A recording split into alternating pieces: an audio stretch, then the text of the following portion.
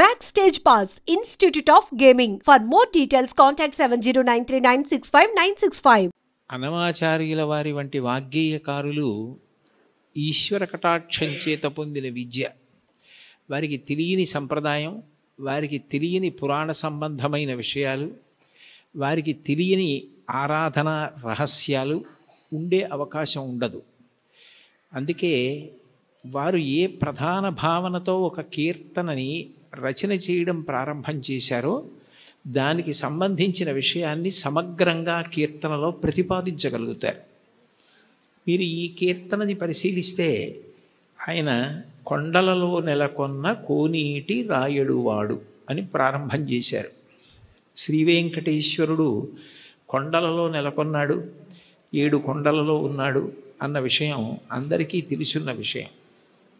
అయితే యథార్థానికి భగవంతుడు కొండ మీద ఉండడానికి ప్రధాన కారణం ఏమిటంటే, కొండ మీద ఉన్న దేవుణ్ణి తెలుసుకోవాలంటే కొండ ఎక్కాలి.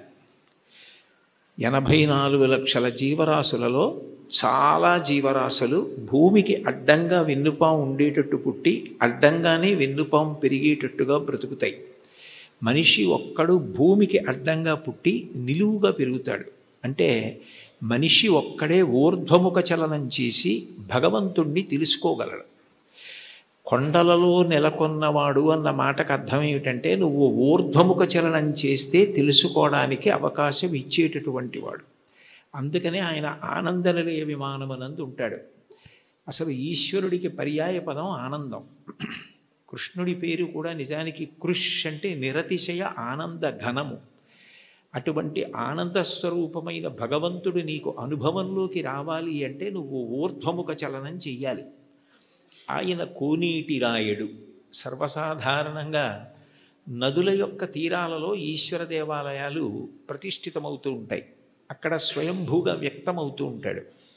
కానీ వెంకటేశ్వరుడు మాత్రం స్వామి పుష్కరిణికి ఎనలేని ప్రాధాన్యతనిచ్చి దాని పేరే స్వామి పుష్కరిణి అయింది. శ్రీ వెంకటేశ్వర సుప్రభాతానికి సంబంధించి మనం ఇచ్చే మంగళహారతి శ్లోకాల్లో కూడా శ్రీవైకుంఠ విరక్తాయ స్వామి పుష్కరిణీ తటే రమయా రమమాణాయ వెంకటేశాయ మంగళం అంటాం. వైకుంఠమునందు విరక్తి చెంది స్వామి పుష్కరిణి తటమునందు నివసించుచున్నవాడా అని పిలుస్తారు. దీనికి సంబంధించి బ్రహ్మపురాణంలో ఒక విశేషం కనపడుతుంది. సరస్వతీ నది ఒకప్పుడు గంగానది కన్నా తాను గొప్పది కావాలి అని భగవంతుడిని ఉద్దేశించి తపస్సు చేసింది. మనకి శాస్త్రములను పరిశీలిస్తే దేనికైనా పరిష్కారం, ఏది సాధించాలన్నా దానికి సాధనము తపస్సు. అసలు ఈ సృష్టి ప్రారంభంలో భగవంతుడు వాడిన మొట్టమొదటి మాట తపస్సు అంత గొప్పది. అందుకని గంగానది కన్నా తాను గొప్పది కావాలని సరస్వతీ నది తపస్సు చేయడం మొదలుపెట్టింది. పులస్త్య బ్రహ్మ అక్కడికి వచ్చారు. పులస్త్య బ్రహ్మ వచ్చినప్పుడు సరస్వతీ నదికి అధిష్టాన దేవత ఉంటుంది. ఆవిడికే కాదు, ప్రతి నదికి అధిష్టాన దేవత ఉంటుంది. ఆ అధిష్టాన దేవత అనుగ్రహించినప్పుడు ఒక రూపంతో ప్రత్యక్షమై కనపడుతుంది. అందుకే భాగవతంలో పరీక్షిత్ ప్రాయోపవేశం చేసినప్పుడు అమ్మా అని పిలిచిన నరు పొమ్మ అని ముక్తికడకు బుత్తువట, కృపన్ లెమ్మా నీ రూపముతో రమ్మా నాకెదురంగ గంగ రమ్యతరంగా అంటాడు. కాశీఖండంలో శ్రీనాథుడు కూడా గంగ అధిష్టాన దేవత ప్రాణోత్క్రమణమవుతున్న వాళ్ళని వచ్చి ఎలా అనుగ్రహిస్తుందో చెప్తాడు. ప్రత్యక్షమై వచ్చి భాగీరథి గంగ మృదులహస్తము సాచి మేను నివురు అంటాడు. అటువంటి సరస్వతీ నదికి కూడా అధిష్టాన దేవత ఉంటుంది. ఆవిడ తపమాచరిస్తోంది గంగ కన్నా గొప్పది కావాలి అని. గంగానదికి ఒక ప్రాముఖ్యత ఉంది. ఆవిడ ఒక్కతే త్రిపథగ అంటే 3 లోకముల యందు ప్రవహిస్తుంది. ఆమె స్వర్గలోకంలో ప్రవహిస్తే మందాకిని, భూమి యందు ప్రవహిస్తే భాగీరథి, పాతాళమునందు ప్రవహిస్తే భోగవతి. 3 లోకముల యందు ప్రవహించేది త్రిమూర్తుల యొక్క స్పర్శ కలిగినది గంగానది ఒక్కటే. బ్రహ్మకమండలంలో ఆయన నిత్య వ్యాపారము చేసుకోవడానికి అంటే నిత్యకర్మ చేయడానికి ఉపయుక్తమవుతుంది. ఆదావాది పితామహస్య నియమ వ్యాపార పాత్రీ జలం అంటారు శంకరాచార్యులు వారు గంగాష్టకం చేస్తూ. ఆ తర్వాత బలిచక్రవర్తి వామనమూర్తికి 3 అడుగుల నేల దానం చేసినప్పుడు ఆ వామనమూర్తి భూమిని కొలిచి ఆకాశాన్నంతటినీ కొలిచేస్తూ పెరిగిపోయాడు. ఇంతంతైవటుడింతయై మరియు తానింతై అభోవీధిపై అంతైతో యదమండలగ్రమణ కల్లంతై ప్రభారాశిపై అంతై చంద్రునకంతయై ధ్రువినిపై అంతై మహర్వాటిపై అంతై సత్యపథోన్నతుండకుచు బ్రహ్మాండాంత సంవర్ధియ్యి అని. అలా పెరిగిపోతున్నప్పుడు ఆయన పాదం వస్తోంది. చూడండి, మీ పాదం మా ఇంట్లో పెట్టండి అంటారు. మీ పాదం మా ఇంట్లో పెట్టండి అంటే వాళ్ళ ఇంట్లో కూర్చుని పాదం జాపి వాళ్ళ ఇంట్లో పెడతాడా? కాదు. మీ పాదం మా ఇంట్లో పెట్టండి అంటే మీరు మా ఇంటికి రెండని. విష్ణుపాదం వస్తోంది అంటే విష్ణు వస్తున్నారని. విష్ణువెవరు? బ్రహ్మగారికి తండ్రి. అందుకని బ్రహ్మగారు గబగబా సత్యలోకంలోంచి బయటికి వచ్చి, మా నాన్నగారి పాదం బయటకు వస్తోంది, కొడుకుగా మా నాన్నగారు వస్తున్నప్పుడు ఆయన కాళ్ళు కడగడం నా కర్తవ్యం అని తన పుట్టిల్లిది పొమ్మటంచునజుడుం తన్నాభిపంకీరుహంబు నిరీక్షించి నటించి ఉన్నత పదంబున్ గాంచి తత్పాదశీచనముంచేసి కమండలూదకములన్ చల్లించి తత్తోయముల్ వినువీధిన్ ప్రవహించే దేవనదిగా విశ్వాత్ము కీర్తి ప్రభన్ అంటారు. బ్రహ్మగారు విష్ణుపాదములు గడిగారు ఆ గంగా జలాలతో. తర్వాత భగీరథుడు తపస్సు చేస్తే గంగ పైనుంచి కింద పడుతున్నప్పుడు మధ్యలో పరమేశ్వరుడు దాన్ని పట్టాడు. భవాంగపతితంతోయం పవిత్రమితి పస్పృశు అంటారు రామాయణం బాలకాండలో. శివుడి యొక్క శరీరానికి అంతటికీ తగిలి గంగ ప్రవహించింది. ముగ్గురు మూర్తుల యొక్క స్పర్శని పొందింది. జహ్ను మహర్షి తాగి బయటికి వదిలిపెట్టారు. తస్మాత్ జహ్నుసుతా గంగా ప్రోచ్యతే జాహ్నవీతి చ అంటారు వాల్మీకి మహర్షి రామాయణంలో. జహ్నువు తాగి శరీరంలోంచి బయటికి వదిలిపెట్టారు కాబట్టి జాహ్నవి అయింది. ఋషి తీసుకొచ్చారు కాబట్టి ఋషి స్పర్శని పొందింది, అంటే జహ్నువు శరీరంలోంచి వచ్చింది. భగీరథుడు రాజర్షి, రాజు తీసుకొచ్చాడు కాబట్టి, ఒక ధర్మం కోసం తీసుకొచ్చాడు కాబట్టి అంత పవిత్రమూర్తి అయి సగరులను ఉద్ధరించింది. అంత గొప్పదైన గంగతో సరస్వతి పోటీ పడి తపస్సు చేసింది. ఆ సమయంలో పులస్త్య బ్రహ్మ వచ్చారు. పులస్త్య బ్రహ్మ అంటే రావణ బ్రహ్మకి తాతగారు. రావణ బ్రహ్మ తండ్రి విశ్వవసో బ్రహ్మ, విశ్వవసో బ్రహ్మ తండ్రి పులస్త్య బ్రహ్మ. పులస్త్య బ్రహ్మ బ్రహ్మమానసపుత్రుడు, అంటే తిన్నగా బ్రహ్మగారి యొక్క మనసులోంచి ఆవిర్భవించినటువంటి వాడు. అంత గొప్పవాడైన పులస్త్య బ్రహ్మ వస్తే, సరస్వతీ నది తపస్సు చేస్తున్నాను కదా, ఇప్పుడు నేను లేవవలసిన అవసరం ఏముందని లేవలేదు, స్వాగతం పలకలేదు, అర్ఘ్యపాద్యాదులు ఇవ్వలేదు. ఎంత పూజలో ఉన్నా, ఎంత వ్రతంలో ఉన్నా, ఎంత గొప్ప కార్యం చేస్తున్నా మహాత్ములు వచ్చినప్పుడు లేచి నిలబడి అర్ఘ్యపాద్యాదులు ఇవ్వాలి. అలా ఇవ్వకపోతే పరమదోషం కలుగుతుంది. గజేంద్రమోక్షణ ఘట్టంలో కూడా ఇంద్రజుమ్న మహారాజు గారు అగస్త్యుడు వచ్చి లేచి నిలబడి నమస్కరించి అర్ఘ్యపాద్యాదులు ఇవ్వని కారణం చేతనే గజయోని ఎందు పుట్టవలసి వచ్చింది. ఒకనాడాంధ్రుపుడచ్యుతున్ మనములోనుహించుచున్ మౌనియై అకలంక స్థితియున్నచో కలచజుండచూటికిన్ వచ్చి లేవక పూజింపకయున్న మౌనికని నవ్యక్రోధుడై మూఢాలుబ్ధకిరీంద్రోత్తమ యోని పుట్టుమని శాపం విచ్చ భూవల్లభ అంటారు భాగవతం అష్టమ స్కంధంలో. మహాత్ములు వచ్చినప్పుడు వెంటనే లేచి నిలబడి నమస్కరించి అర్ఘ్యపాద్యాదులు ఇవ్వాలి. అలా ఇవ్వలేదు కాబట్టి అది కట్టి కుడిపేస్తుంది, చాలా పెద్ద పాపం అయిపోతుందన్న దయాహృదయంతో పులస్త్య బ్రహ్మ, నువ్వు ఏ కోరికతో తపస్సు చేస్తున్నావో అది నీకు సిద్ధించకుండుగాక అని శపించాడు. ఆమె చాలా కిన్నురాలైంది. ఇంత గొప్ప కోరికతో నేను తపస్సు చేస్తున్నాను, ఈయన నా కోరిక తీరకూడదని శపించాడు అని బాధపడి, ఈయన బ్రహ్మ యొక్క వంశంలో బ్రహ్మమానసపుత్రుడై వచ్చాడు. కొడుకు విశ్వవసో బ్రహ్మ. ఆ తర్వాత ఎంత గొప్పవాళ్ళు రావాలో ఈ వంశంలో. నీ వంశము రాక్షస వంశమైపోతుంది, బ్రహ్మకోవిదులు రారు, ఇక పైన రాక్షసులు పుడతారు నీ వంశంలో అని శపించింది. ఆయన చాలా బాధపడి, నువ్వు నన్ను ఇట్లా శపించావు, ఆమె త్రిపథగ గంగ, ఆమెతో సమానం ఎట్లా కాగలవు? అందుకని నీ దోషము పోయేటట్టు, దాని వలన నీకు ఇబ్బంది రాకుండా ఉండేటట్టు నువ్వు ఎటూ గంగతో సమానం కావడం సాధ్యం కాదు కాబట్టి నేను దానినే శాపవాక్కుగా వదిలే. కానీ నువ్వు నా పట్ల చాలా క్రౌర్యంతో ప్రవర్తించి నా వంశమే రాక్షస వంశం అవ్వాలని శపించావు, శాపావకాశం ఇమ్మన్నాడు. అంటే సరస్వతీ నది అందరూ రాక్షసులైన ఒకడు మహాధర్మాత్ముడు నీ వంశంలో పుడతాడని అందుకే విభీషణుడు పుట్టాడు. తర్వాత సరస్వతీ నది మళ్ళీ తపస్సు చేస్తే నారాయణుడు ప్రత్యక్షమై, గంగతో సమానం నువ్వు కావడం సాధ్యం కాదు, ఆమె త్రిపథగా, అందుకని అట్లాంటి వరం ఇవ్వలేను, కానీ నేను నీకు ఒక ప్రత్యేకమైన వరం ఇస్తున్నాను. సృష్టిలో ఎక్కడా లేని ఒక గొప్ప పుష్కరిణివి నువ్వు అవుతావు. నీ యందు 300 కోట్ల తీర్థములు వచ్చి చేరుతాయి. తీర్థం అంటేనే ఋషుల యొక్క నియమాలు తపఫలాలు అందులో నిక్షేపింపబడి ఉంటాయి.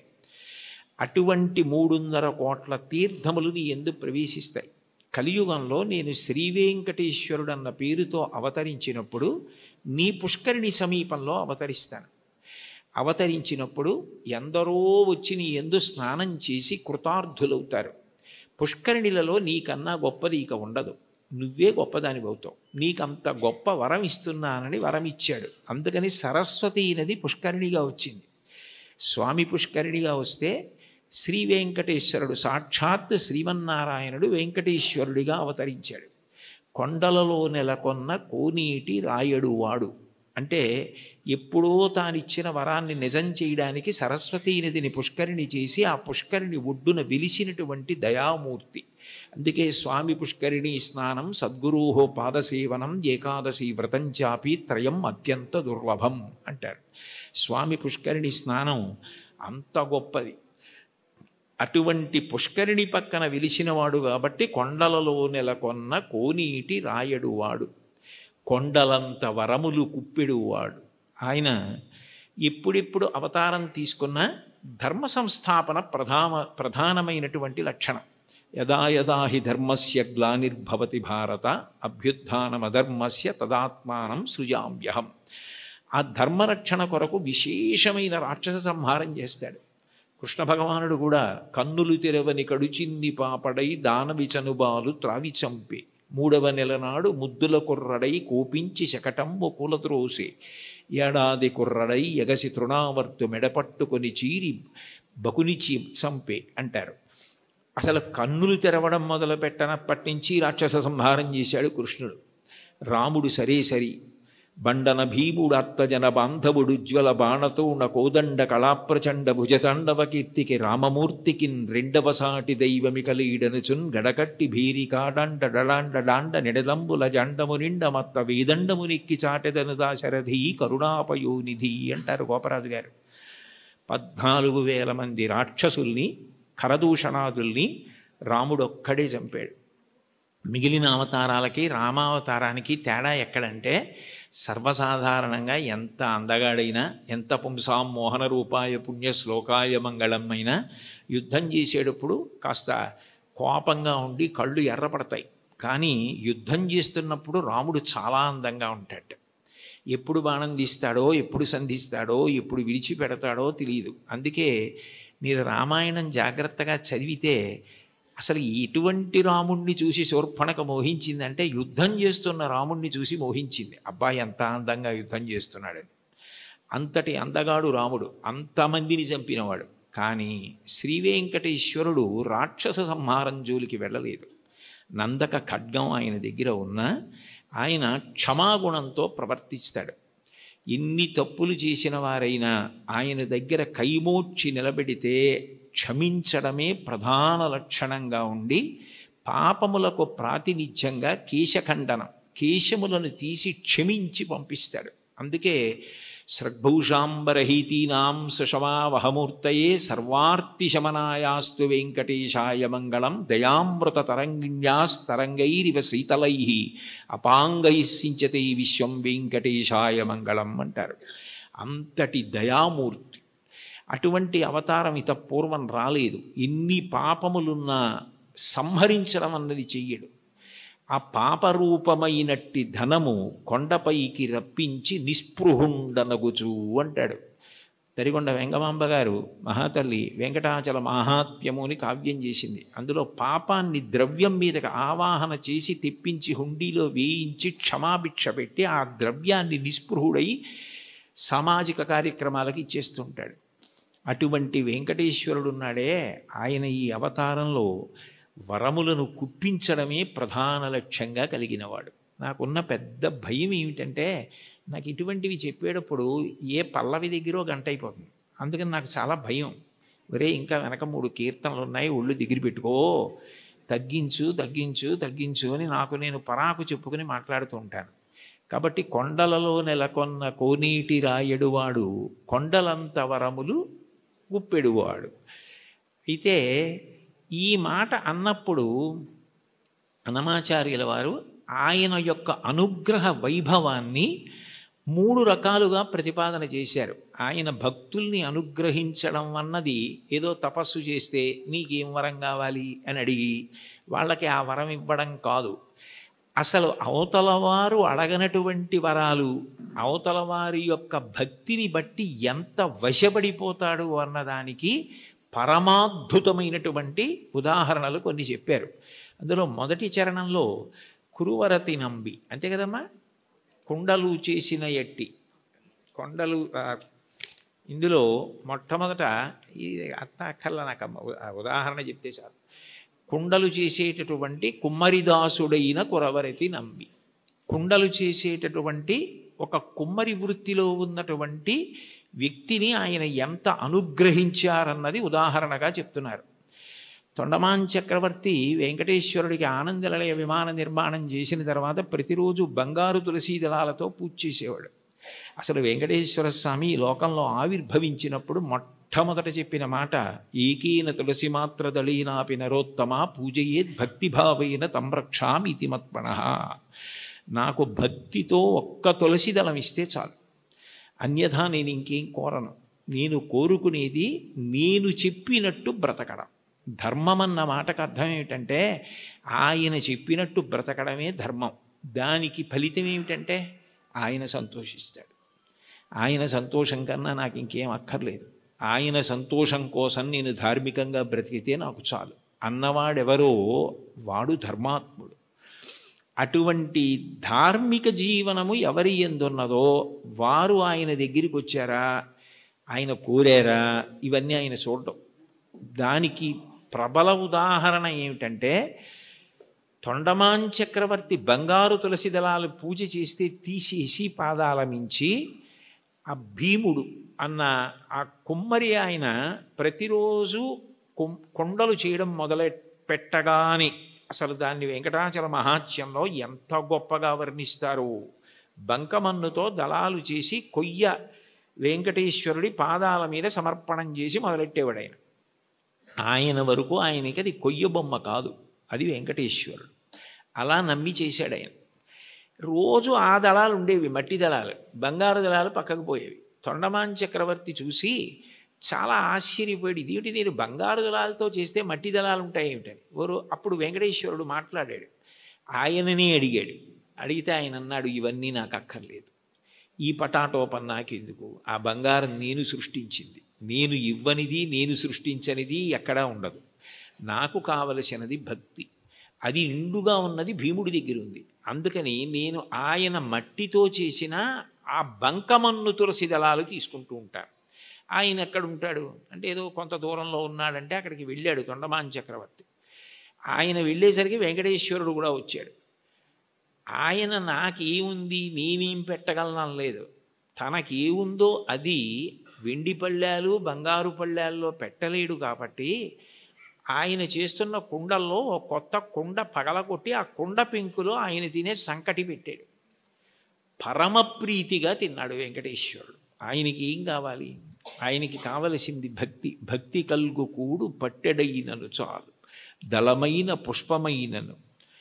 చివరికి సలిలమైన బాయని భక్తిని కొలచిన జనులర్పించిన ఎలమిన్ రుచిరాన్నముగను ఏనుభుజింతున్నంటాడు కుచేలోపాఖ్యానంలో.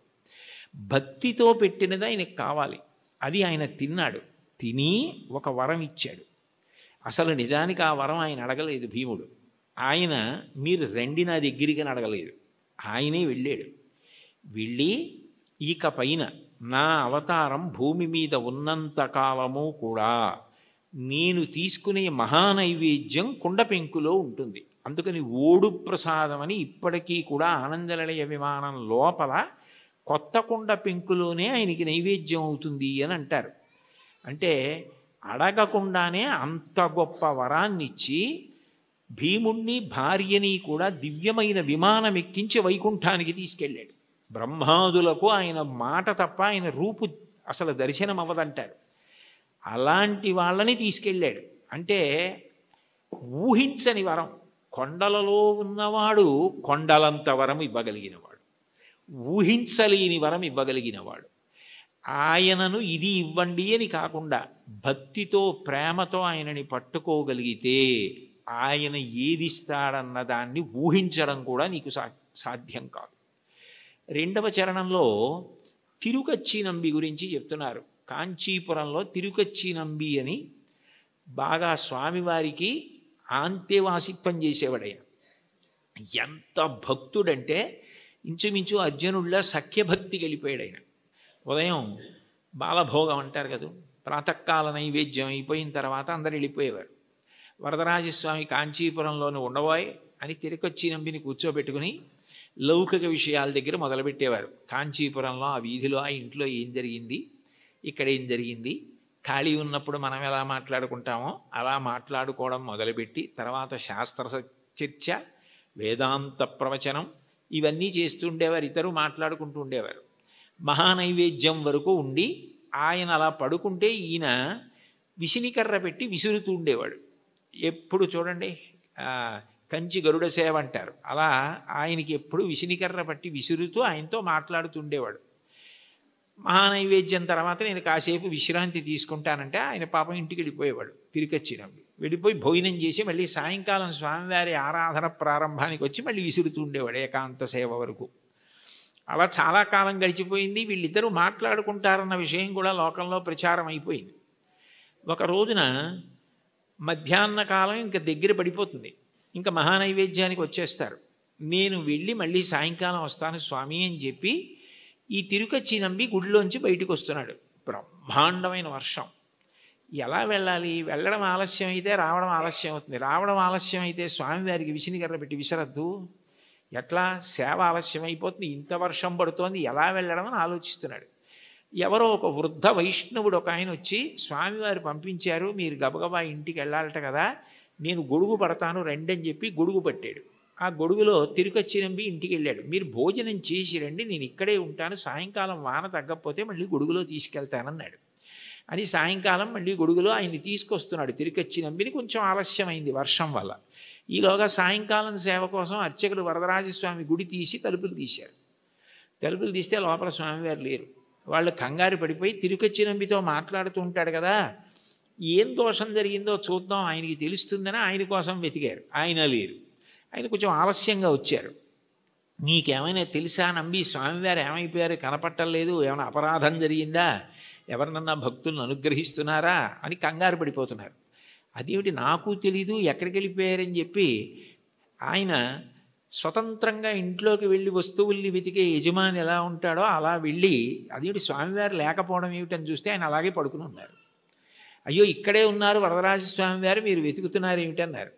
వచ్చి చూసేటప్పటికి ఆయన ఒంటి మీద వర్షపు నీటి చుక్కలు ఉన్నాయి. అంటే తాను తడిసి తిరుకచ్చినంబికి గొడుగు బట్టి తీసుకొచ్చారు. ఆ తిరుకచ్చినంబి ఇంట్లో భోజనం చేసినంతసేపు వరదరాజస్వామి వారు బయట నించున్నారు. బయట నించుని గొడుగు పట్టుకుని నించుని ఆయన వచ్చిన తర్వాత ఆయన్ని తీసుకుని వచ్చారు. అంటే ఒక భక్తుడి కోసం భగవంతుడు ఎంత కిందకొస్తాడు అవన్నీ అడిగారా తిరుకచ్చినంబి? అడగలేదు.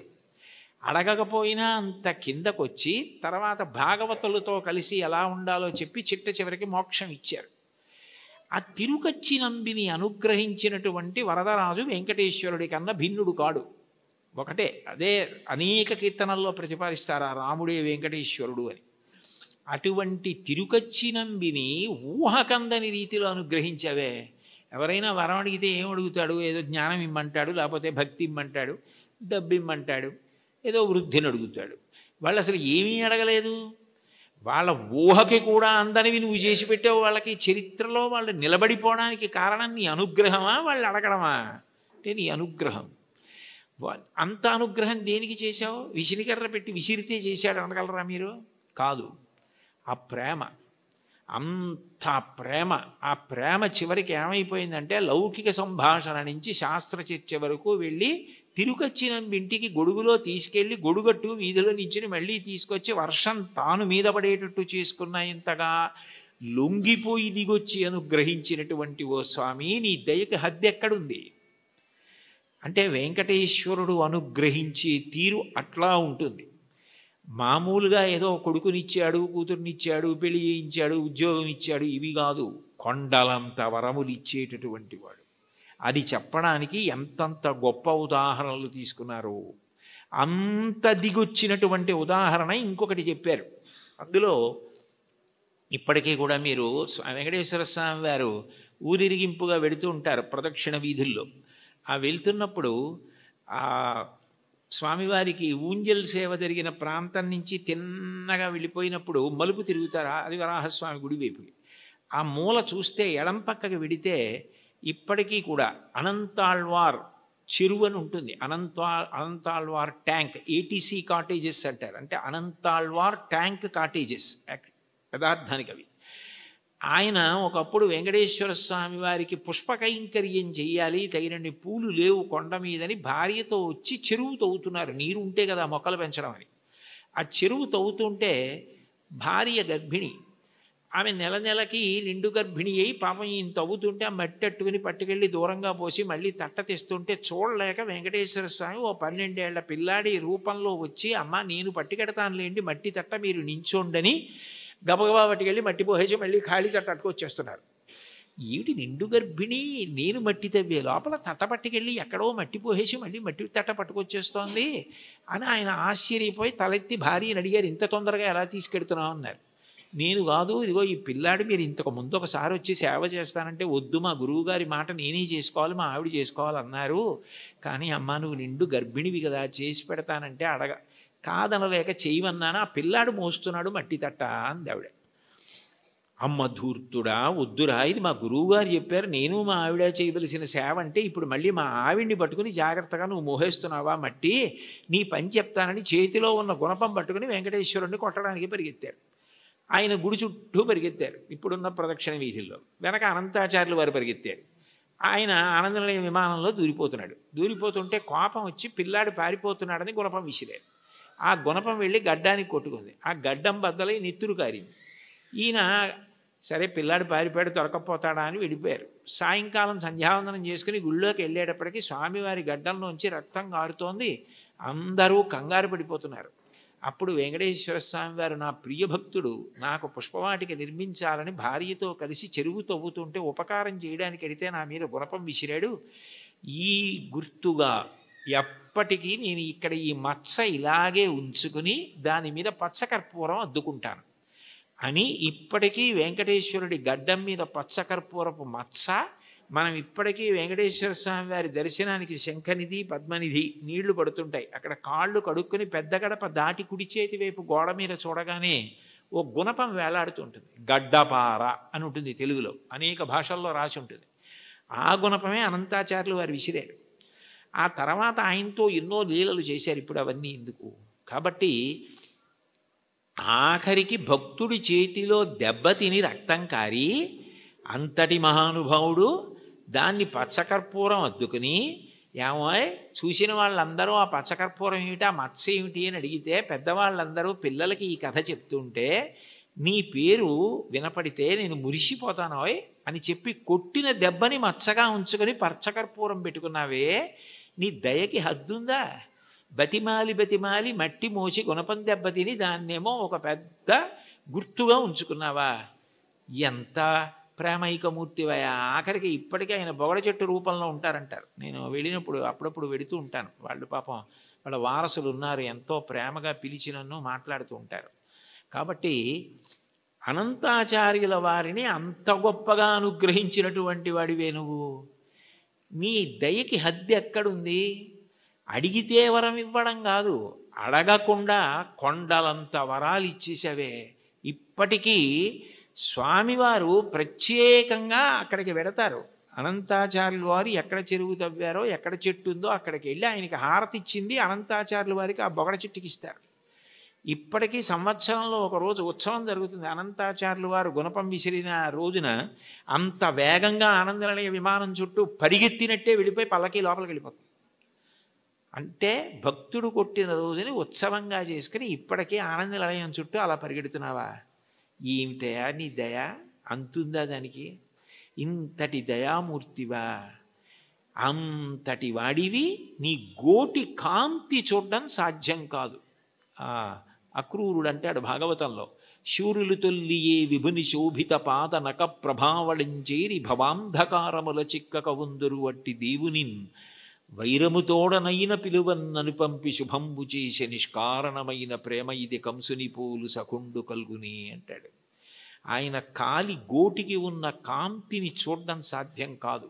తపస్సు చేసి యుగాలు చేసిన అటువంటి వాడు కలియుగంలో ఆపాదమస్తకం చూడ్డానికి వీలుగా నకృతం దైవసంఘైశ్చ నకృతం విశ్వకర్మణ స్వేచ్ఛయా క్రీడతే తత్ర ఇచ్ఛారూపం విరాజిత అంటారు వ్యాసుల వారు.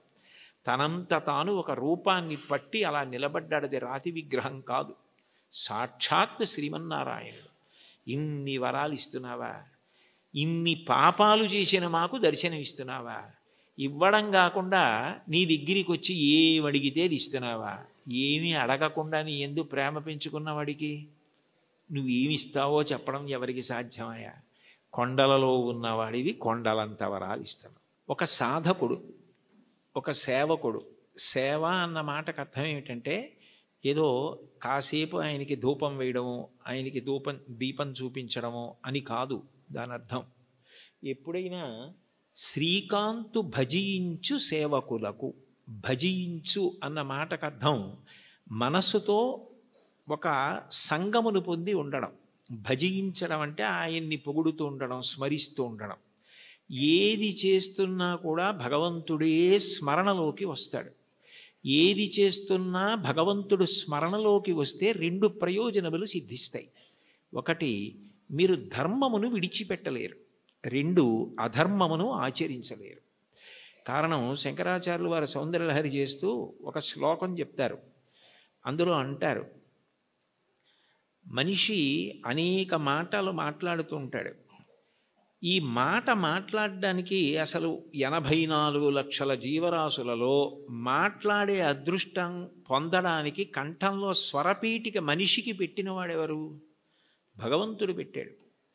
పెట్టినప్పుడు నేను ఏదైనా మాట మాట్లాడే ముందు నాకు భగవంతుడు ఈ స్వరపేటిక పెట్టి మాట్లాడే అవకాశం ఇచ్చాడు. ఎప్పుడో అప్పుడు ఈ శరీరం పతనం అయిపోతుంది. ఇవాళో రేపో 10 ఏళ్ల తర్వాతో 20 ఏళ్ల తర్వాతో శరీరం పడిపోకుండా ఉండదు. జాతస్య హి ధ్రువో మృత్యువు ధ్రువం జన్మమృతస్య చ. శరీరం పడిపోవాలి. పడిపోయినప్పుడు ఈశ్వరుడు ఒక ప్రశ్న వేస్తాడు, అన్ని ప్రాణులలో నువ్వు ఉత్కృష్ట ప్రాణివయ్యావు. కారణం, రెండిటిని ఇచ్చాను. ఒకటి బుద్ధి, రెండు మాట. ఈ మాటని నువ్వు ఎంత బాగా ఉపయోగించావు అని అడుగుతాడు.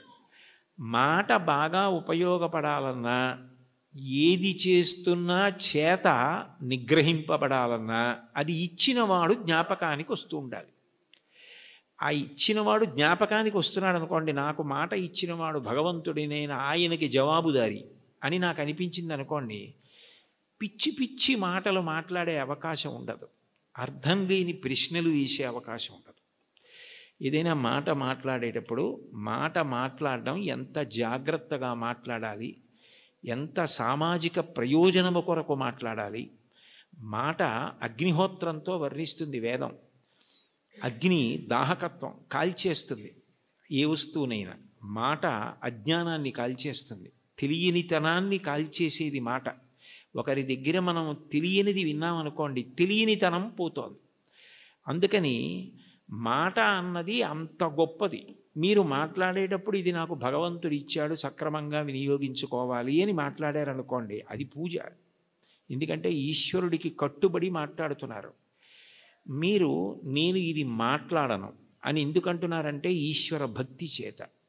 అప్పుడు మీరు ఏది చేస్తున్నా కూడా అది జపో జల్ప శిల్పం సకలమపి ముద్రా విరచన గతి ప్రాదక్షిణ్య క్రమణమశన ద్యాహుతి విధి ప్రణామ సంవేశ సుఖమఖిలమాత్మార్పణ దృశా సపర్యాయ స్తవ భవతు ఎన్మే విలసితం అంటారు శంకరాచార్యులు వారు.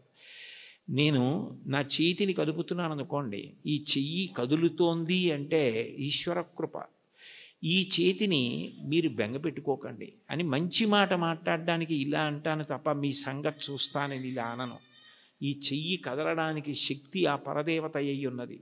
ఈ కదలికలు ఆమె సంతోషించడానికి పనికి రావాలి తప్ప ఆమె నా యందు కాఠిన్యము వహించడానికి ఆమె నన్ను చూసి వీడికి ఎందుకు ఇచ్చాను శక్తి అని అనుకునేటట్టుగా నేను ప్రవర్తించకూడదు. యాదేవి సర్వభూతేషు శక్తి రూపేణ సంస్థిత. ఆ తల్లి నా యందు శక్తిగా ఉంది, దాన్ని సద్వినియోగం చేసుకోవాలి అనుకున్నాను అనుకోండి, నేను అప్రయత్నంగా పుణ్యకార్యామే చేస్తాను తప్ప ఈశ్వరుడు ఖేదము పొందకూడదు. కాబట్టి ఆయన నా యందు అమర్షము పొందకూడదు. కాబట్టి నేను ఎప్పుడూ పాపము చెయ్యకుండా నన్ను నేను నిగ్రహించుకోగలుగుతాను. అది భజించు భక్తి. ఆ స్మరణ ప్రహ్లాదుడిది. పానీయంబులు త్రావుచున్ కొడుచుచున్ భాషించుచున్ హాసలీలా నిద్రాదులు చేయుచున్ తిరుగుచున్ లక్షించుచున్ సంతత శ్రీనారాయణ పాదపద్మ యుగళీ చింతామృతాస్వాద సంధానుండై మరచన్ సురారిసుతుడే తద్విశ్వమున్ భూవరా. ఏది చేస్తున్నా భగవంతుడి జ్ఞాపకానికి వస్తూ ఉంటాడు. ఆయనది మహోపకారం. ఆకలేసిందనుకోండి, ఊళ్ళో అన్నీ తెలుసుకుంటున్నాను కానీ నాలో పదార్థం అయిపోయిందని నాకు తెలియదు. మంటగా వస్తే తొందరగా తింటానని క్షుత్తు భరించలేని మంటగా ఆకలి రూపంలో వచ్చి నువ్వే పంటగా భూమి మీద పండి బ్రహ్మాండంలోది పిండాండంలో పడేస్తే జీర్ణం చేసి నేను తిన్న పప్పు కూర పచ్చడి పులుసు ఇవన్నీ లోపలికి వెడితే అహం వైశ్వానరో భూత్వా ప్రాణినాం దేహమాశ్రిత ప్రాణాపాన సమాయుక్తం పచాన్యన్నం చతుర్విధం పచనం చేసి జీర్ణం చేసి పిప్పిని తెల్లవారేటప్పటికీ సంవరణీకండరములు సడలిపోయి బయటికి వెళ్ళిపోయేటట్టు అనుగ్రహించగలిగావా అని ఎప్పుడూ స్మరణ చెయ్యగలిగిన వాడికి ఎప్పుడెప్పుడు ఆయన సేవ చేద్దామా అని అనిపిస్తుంది. అప్పుడు పూజ అంటే అరగంట చేద్దామా 20 నిమిషాలు చేద్దామా అనిపించదు. నా యందు ప్రాణమై నాకిన్ని చేస్తున్న ఆ స్వామి పాదములు నేను ప్రీతితో కడగాలి అని ఆ పాదాలు కడిగేటప్పుడు అంత తాదాత్మ్యతతో కడుగుతాడు, అంత తాదాత్మ్యతతో తుడుస్తాడు. ప్రవర్తించేటప్పుడు అంత తాదాత్మ్యతతో భగవద్భక్తితో ప్రవర్తిస్తాడు. విశ్వమంతా విష్ణువుగానే చూస్తాడు. విశ్వం విష్ణుర్వషత్కారో భూత భవ్య భవత్ ప్రభు అని చదవడం వేరు, విశ్వమును విష్ణువుగా చూడడం వేరు. విష్ణువును విశ్వమంతా చూసిన వాడికి విశ్వమే బంధువు, విశ్వమే ఈశ్వరుడు. అప్పుడు ఆయన ప్రవర్తన ఎలా ఉంటుంది? ఆయన దేనిని గాయపరచలేడు. కారణం ఆయనకి కనపడుతున్నది అంతా విష్ణువే. రామకృష్ణ పరమహంస దగ్గరికి వెళ్ళి ఎన్ని చెప్పినా వినడండి వాడు నారాయణుడే అని అడిగాడు వివేకానందుడు. నారాయణుడు కాడని అనకు, మూర్ఖ నారాయణుడు అన్నారు. అంటే అది భక్తి, అంతటా విష్ణువుని చూడగలగడం. అలా భజించి సేవించేటటువంటి వాళ్ళు ఎవరున్నారో వాళ్ళు తరించడానికి నిరోధించగలిగినది ఏముంటుంది అంటే అడ్డము కాగలిగినది బారుమాను అంటారు. మార్కండేయ కృతం సప్తశతి స్తోత్రంలో అర్గళా స్తోత్రం అని ఉంటుంది. అర్గళా స్తోత్రం అంటే బారుమాను నిరోధించున్నది అని. నిరోధించగలరా? ఆపగలరా? అట్లా సేవించగలిగిన వాడెవరున్నాడో, అటువంటి మనసు పొందినవాడెవరున్నాడో వాడు స్వామి యందు ఐక్యము కాకుండా ఆ భక్తియే చివరికి జ్ఞానమై మోక్ష కారణమవుతుంది. ఆయన యందు కలిసిపోతుంది.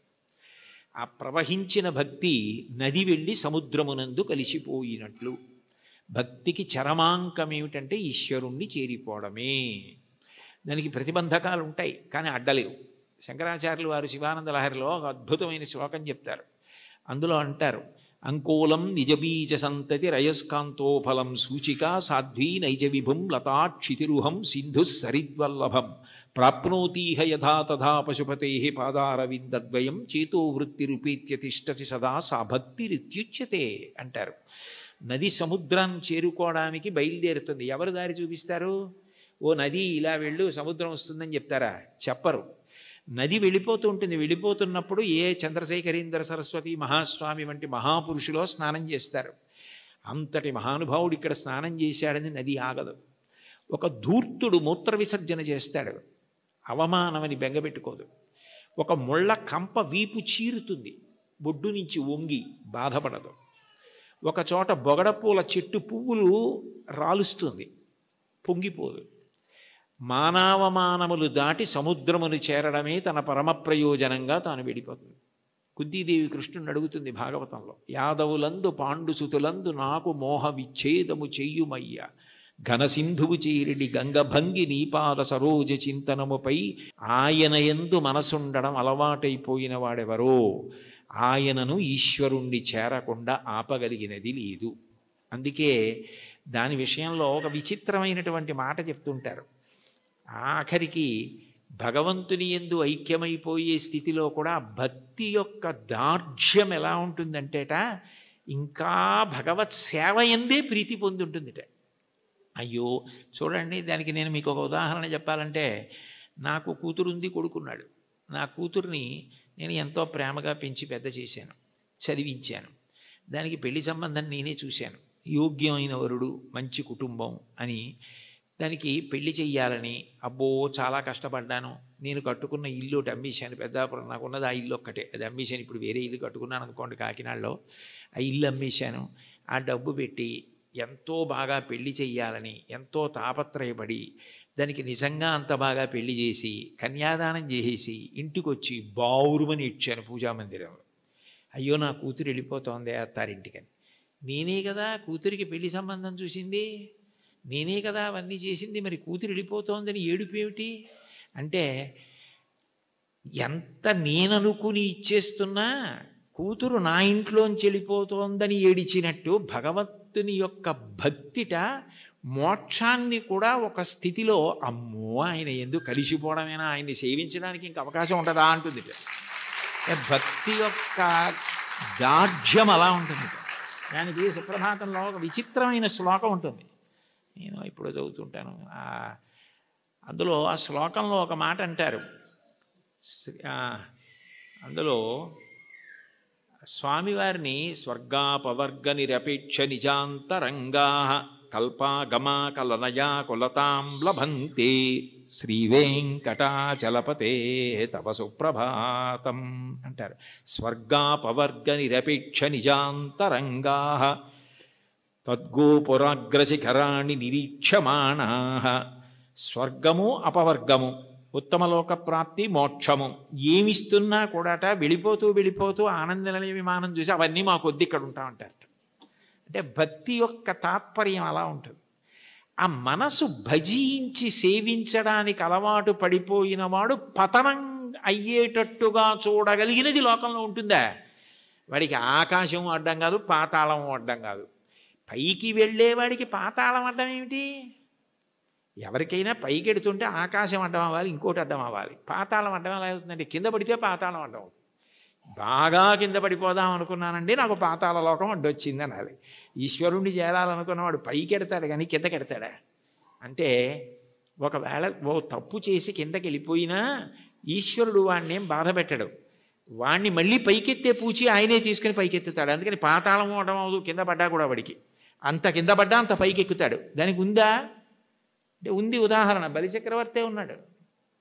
అంత ఇంద్రుణ్ణి గెలుద్దామనుకున్నవాడు గెలవలేక గురువుగారిని శుక్రాచార్యుల వారిని పట్టుకుని విశ్వజిత్ యాగం చేసి అగ్నిహోత్రంలోంచి బంగారు రథం, గుర్రాలు, గొప్ప గొడుగు, అక్షయబాణ తూణీరాలు, ధనస్సు అన్నీ పొంది ఇంద్రుణ్ణి ఓడించి అంత గొప్పవాడైతే ఇంద్రుడు బృహస్పతి దగ్గరికి వెళ్ళాడు. ఆయన గురువుగారు శుక్రాచార్యుల వారిని ఆశ్రయించాడు. నేను మా గురువుగారు మీ దగ్గరికి వచ్చాను, నేను ఎలా ఓడించాలి బలిచక్రవర్తిని అని అడిగాడు. నేనా శుక్రుడా వదిలేయి, గురువుల అనుగ్రహం పొందిన వాణ్ణి పాడు చెయ్యగలిగిన వాడు ఉండడు. బలమునవానికి వృద్ధి వచ్చే గురువుగారి మాటల వల్ల వృద్ధిలోకి వచ్చాడు. వారి పాటింపకిక మీద వాడి చెడును.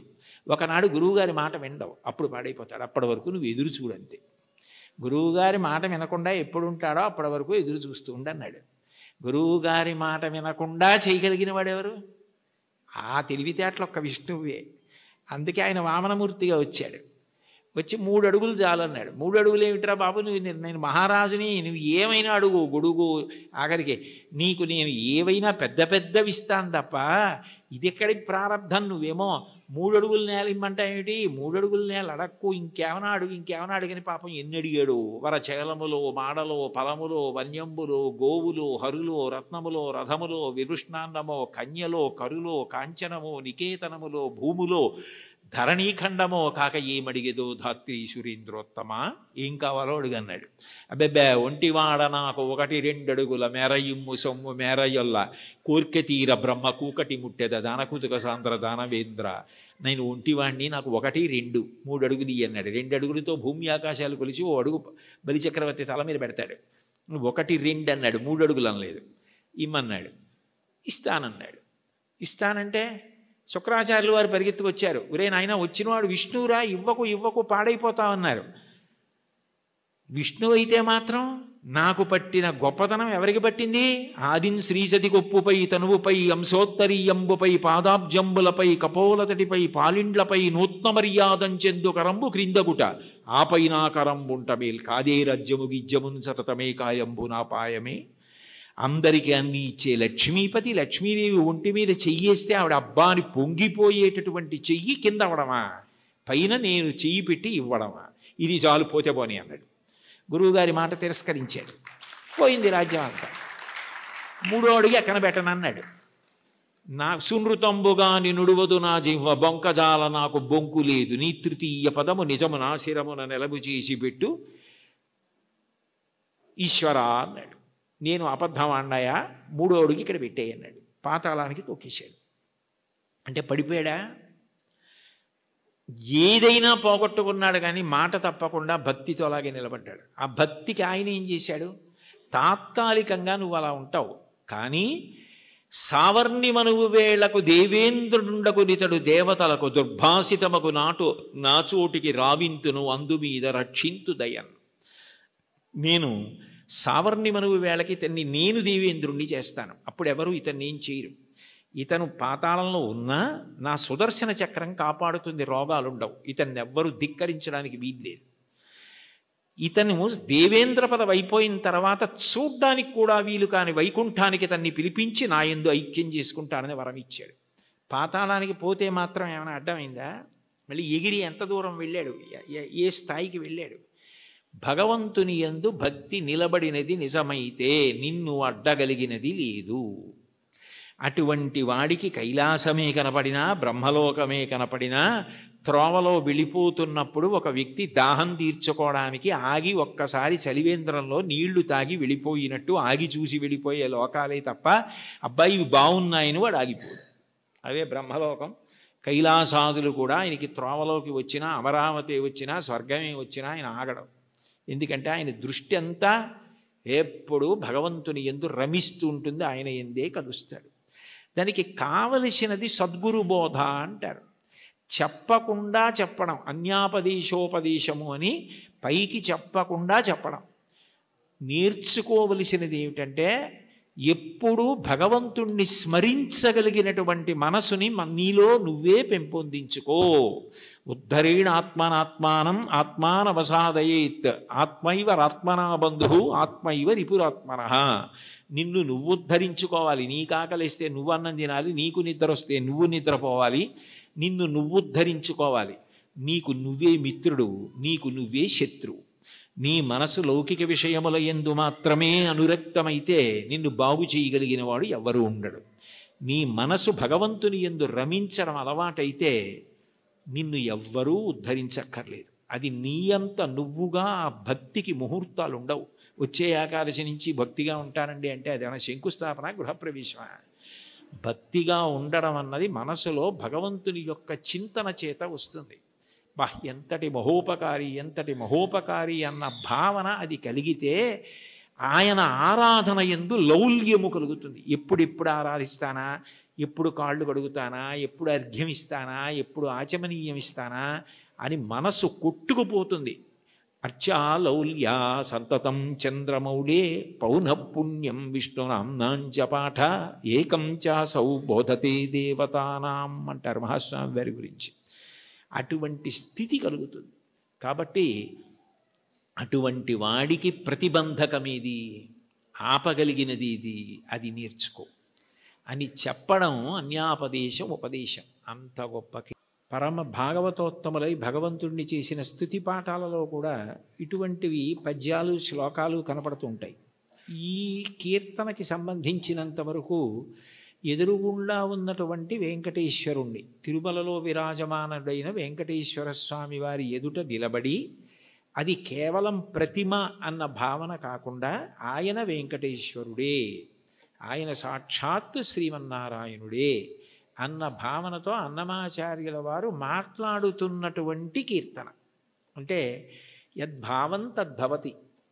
అసలు ముందు మనం ఆరాధన చేసే మూర్తి అది విగ్రహం కాదు, అది పరమాత్మ అన్న భావన మనకుంటే పరమాత్మగానే ప్రతిస్పందిస్తాడు. వెంకటేశ్వరుణ్ణి దర్శించినటువంటి అన్నమాచార్యుల వారు ఆయన సాక్షాత్ శ్రీ మహావిష్ణువే అన్న ఉద్దేశ్యంతో ఆయనతో మాట్లాడుతున్న కీర్తన. అందుకే నేను, నువ్వు, నన్ను చూచి నువ్వు అన్న మాటలతో ఆయనతో మాట్లాడుతున్న సంబోధనతో ప్రారంభమైంది. అందులో అంటారు, నన్ను చూచి హరి నువ్వు నవ్వకుండేవా. నన్ను చూసి నువ్వు నవ్వకుండా ఉండలేవు, నాకు అర్థమైంది. అయితే నవ్వడం అనేటటువంటి మాటలో పరిహాసం చేయడం ఒక ఎత్తు. అంటే నువ్వు చేసేది తప్పు, నువ్వు చేసేది సరైన పని కాదు, అయోగ్యమైనది, అనౌచిత్యమైనది అన్నప్పుడు పరిహాసాస్పదంగా ఆయన నవ్వడం వేరు. వెంకటేశ్వరుడి నవ్వు శుచిస్మిత. రామాయణంలో అంటారే, తృణమంతరత కృత్వ ప్రత్యువాచ శుచిస్మిత అంటారు. ఒక కన్నతల్లి పసిబిడ్డడి యొక్క అమాయకత్వానికి ఎంత శుద్ధమైన నవ్వు నవ్వుతుందో, ఎంత పవిత్రమైన నవ్వు నవ్వుతుందో, భగవంతుని యొక్క నవ్వు అంత పవిత్రంగా ఉంటుంది మనం చేసే అమాయకపు పనులు చూసి. తల్లి ఏదో వేడిగా ఉన్నటువంటి పాయస పాత్ర అక్కడ ఉంటే పిల్లవాడు వెళ్ళి నేను తినేస్తానని పాయస పాత్రలో చెయ్యి పెట్టబోతే, నువ్వు తినలేవురా, అది చాలా వేడిగా ఉంది, నేను చల్లారి పెట్టి పెడతానని చెప్పి ఎంతో ప్రేమగా నవ్వి వాడిని దూరంగా పెట్టి ఉప్పుని ఊది చిన్న చిన్న ముద్దలు వాడి నోట్లో ఎంత ప్రేమతో తినిపిస్తుందో అంత ప్రేమతో నవ్వుతాట భగవంతుడు. అందుకని భగవంతుని యొక్క నవ్వు శుచిస్మిత, మందహాసం, చిన్న నవ్వు నవ్వుతాడు అని. అందుకని మూకశంకర్లు మందస్మిత శతకం చేశారు. 100 శ్లోకములు ఆయన నవ్వు మీద చేశారు, అమ్మవారి నవ్వు మీద. అటువంటి భగవంతుడు దేనికి నవ్వుతున్నాడు అన్నమాచార్యుల వారిని చూసి అంటే, ఆయన నేను ఈ మార్గం పట్టుకున్నాను కాబట్టి నేను తరిస్తాను అని అనుకుంటున్న వాళ్ళని చూసి నవ్వుతాట. ఎందుకని అంటే, ఏ మార్గం మీరు పట్టుకున్నా అది ఎక్కడ వరకు తీసుకెళ్ళగలదు అంటే భగవంతుడు ఉన్న చోటుకి తీసుకెళ్ళగలదు, భగవద్ దర్శనం చేయించలేదు. మీకు అదేదో నేను గొప్ప కోసం చెప్పట్లేదు, ఉదాహరణ మీకు బాగా పట్టుకోవడానికి చెప్తున్నాను. మీకు నన్ను చూడాలి అని అనిపించింది అనుకోండి, ఆయన ఎక్కడ ఉంటారండి అని అడుగుతారు. ఏదో పలానా చోట ఉంటారండి అని చెప్పారనుకోండి, మీరు అక్కడికి రాగలరు. కానీ తలుపు తీసి మా అబ్బాయి ఇవాళ ఆయన ఎవరిని చూడాలనుకోవట్లేదండి, ఆయన ఏదో చదువుకుంటున్నారు, నేను ఎవరిని చూడనని చెప్పారు అన్నారనుకోండి, మీరు చూడగలరా నన్ను? సాధ్యం కాదు. కానీ ఎవర్రా అని నేను అడిగాను అనుకోండి, వాడు వచ్చి నాకు ఏదో చెప్పాడు అనుకోండి, సరే ఉండు 5 నిమిషాలు చూసి వస్తాను అని నేను వచ్చాను అనుకోండి, నేను మిమ్మల్ని చూడాలని వస్తే మీరు నన్ను చూడగలరు తప్ప మీరు చూడాలని వస్తే నా చేత మీరు చూడబడలేరు, మీరు నన్ను చూడలేరు. మీరు నన్ను చూడడం మీ చేతిలో లేదు, నా చేతిలో ఉంది. ఇంత చిన్న విషయమే అలా ఉంటే భగవద్ దర్శనం, భగవద్ అనుభవం మనం పట్టుకున్న మార్గం వల్ల ఫలితంగా వస్తుంది. అదేనా కర్మ అయితే ఈ కర్మ చేస్తే ఈ ఫలితం వస్తుంది అని చెప్పచ్చు. అబ్బాయి నువ్వు ఈ పొలాన్ని దున్నవయ్యా, విత్తనాలు వెయ్యి, ఇలా నీరు పెట్టు, మొక్కలు వస్తాయి అని చెప్పచ్చు. భగవన్మార్గంలో నువ్వు ఈ మార్గాన్ని పట్టుకుంటే నీకు తప్పకుండా భగవద్ దర్శనం అయిపోతుంది, మోక్షం పొందగలవు అనుకుంటే అందులో ఎప్పుడూ 2 అంగుళాలు తక్కువ వస్తుంది. నేను చేస్తున్నాను కర్తృత్వం, దాని చేత ఈ ఫలితం వస్తుంది ఒక ఆశ. ఈ 2 మనసులో ఉండి పాటించిన ఏ పద్ధతి కూడా భగవంతుణ్ణి పూర్తిగా చేరనివ్వదు. అదే భాగవతంలో ఉలూకల బంధనం. యశోద ఎంత ప్రయత్నించి కృష్ణుడి బొజ్జ కట్టేద్దామని తజ్జనని లోగిటంగల రజ్జు పరంపరల తేవంగా ఆ బొజ్జ తిరిగి రాదయ్యే జగజ్జాలములున్న బొజ్జ కట్టందరమే, ఇన్ని తాళ్ళొచ్చి ముళ్ళేసి చుట్టూ తిప్పినా 2 అంగుళాలు తక్కువ వస్తూనే ఉంది. ఏమిటి 2 అంగుళాలే తక్కువ వస్తుంది, ఇన్ని తాళ్ళు ముడేసి పొట్ట చుట్టూ తిప్పినా పొట్టకి తక్కువ అవ్వకూడదు కదా, ఎన్ని తాళ్ళు కలిపి ముడేసినా 2 అంగుళాలే తక్కువ అన్న ఆలోచన ఆవిడికి రాలేదు. ఆవిడ మరిచిపోయింది. ఆవిడ ఇందులో నిమగ్నమైపోయిందంటే ఆయన్ని కడదాం అనుకుందంతే. అప్పుడు ఆయన కట్టబడ్డాడు. మీరు జాగ్రత్తగా తెలుసుకోవాలి, ఆవిడ కట్టలేదు.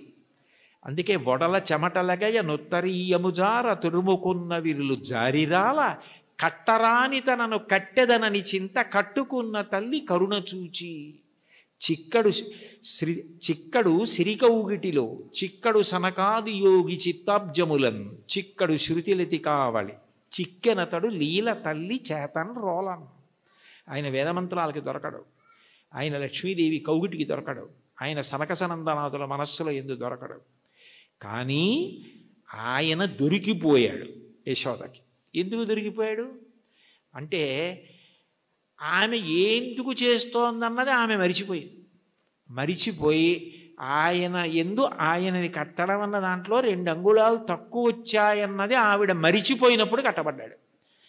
నేను ఇది చేస్తున్నాను, ఈ మార్గం పట్టుకున్నాను, దీని వలన ఇది కలుగుతుందని నువ్వు మరిచిపోయి ఆనందంతో అది చేసినప్పుడు ఆయన నీ చేత బంధింపబడతాడు. అదే మహాభారతంలో సహదేవుడు కట్టడం, అదే భాగవతంలో యశోద కట్టడం.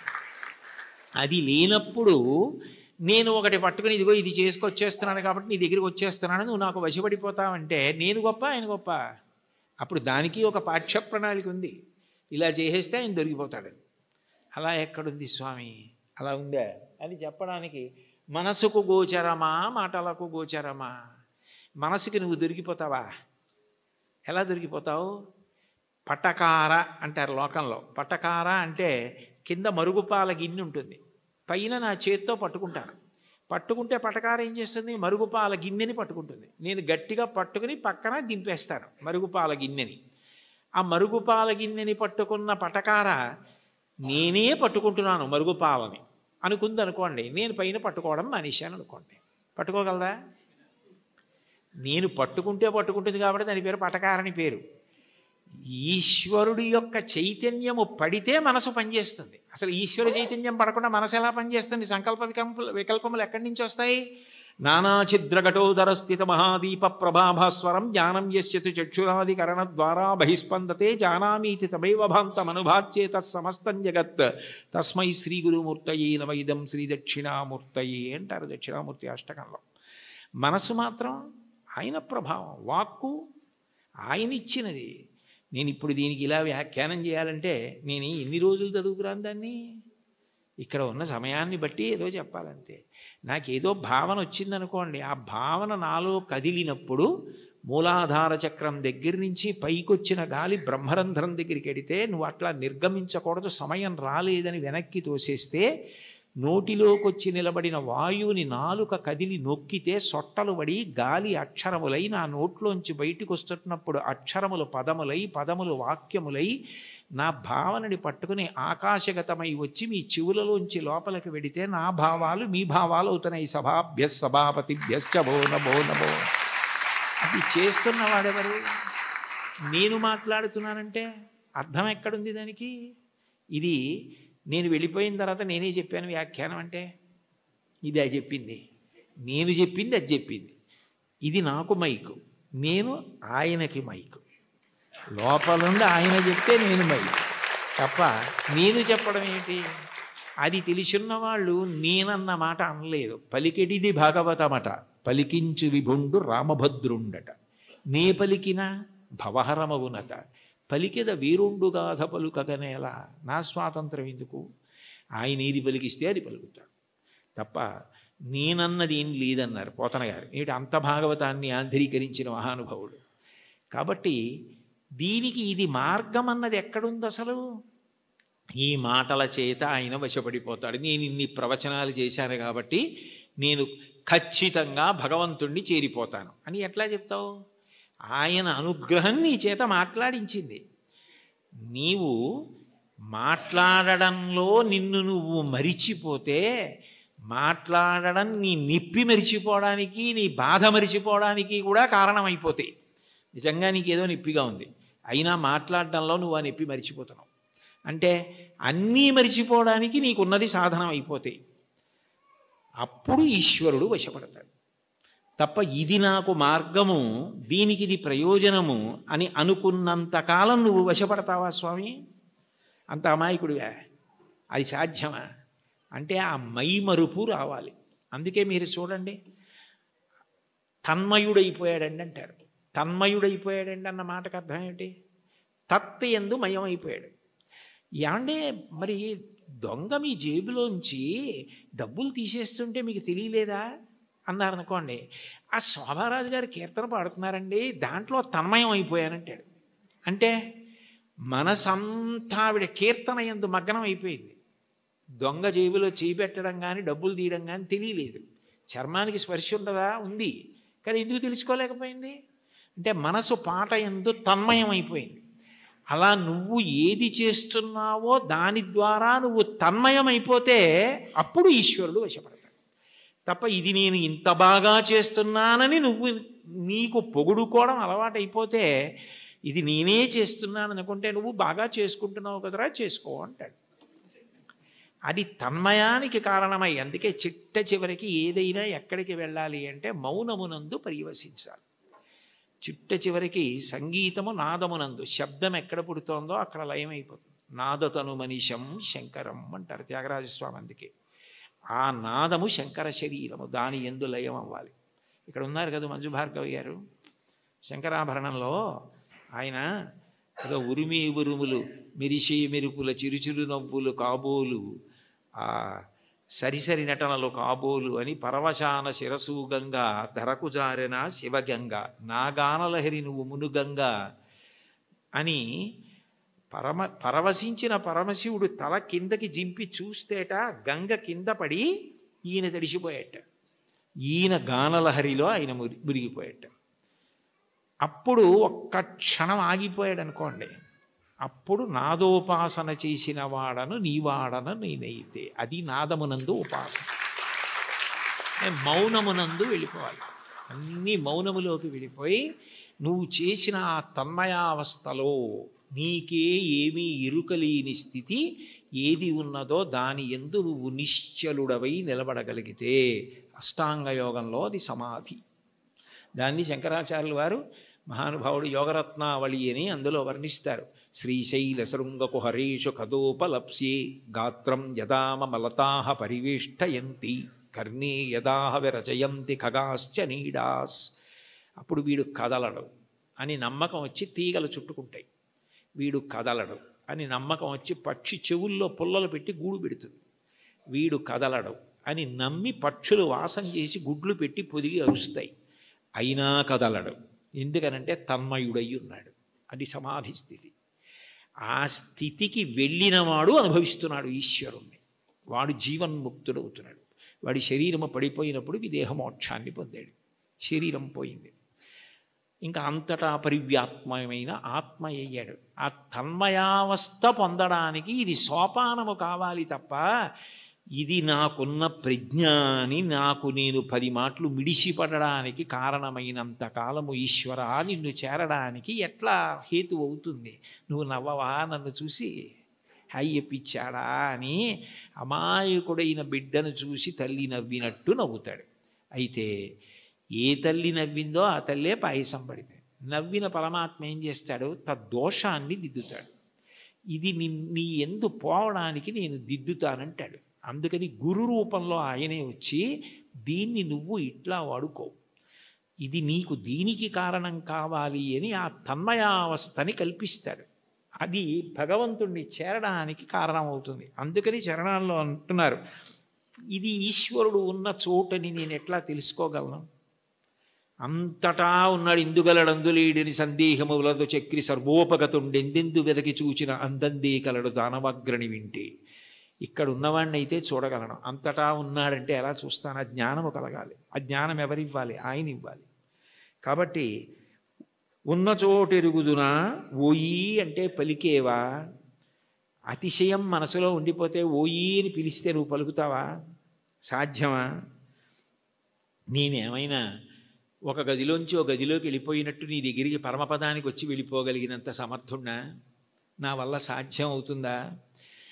ఇంత పారవశ్యం ఉండి ఇంత గొప్పగా విష్ణు సంకీర్తన చెయ్యగలిగినటువంటి మహాజ్ఞాని, భక్తి వైరాగ్యము కలిగినటువంటి వారు తన మీద పెట్టుకుని నన్ను చూసి నువ్వు నవ్వవా అని పాడడంలో ఉన్న గొప్పతనం ఏమిటంటే, వీరిని చూసి నువ్వు నవ్వవా అని రాశారనుకోండి అతిశయం అవుతుంది. అందుకని నిజానికి ఆ హేయ గుణములు లేకపోయినా తన యందు ఆరోపించుకోవడం పరమ భక్తికి తార్కాణం. అది భక్తి యొక్క చరమస్థితి. భక్తిలో ఏమవుతుందంటే ఆ అపార వినయం వస్తుంది. నేనెంతటి వాణ్ణి, నా యందు ఏది ఉన్నది ఈశ్వర విభూతి తప్ప, యద్యద్ విభూతి మత్సత్వం శ్రీమదుర్జితమేవ వా తత్తదేవావగచ్చస్తం మమ తేజోంశ సంభవం.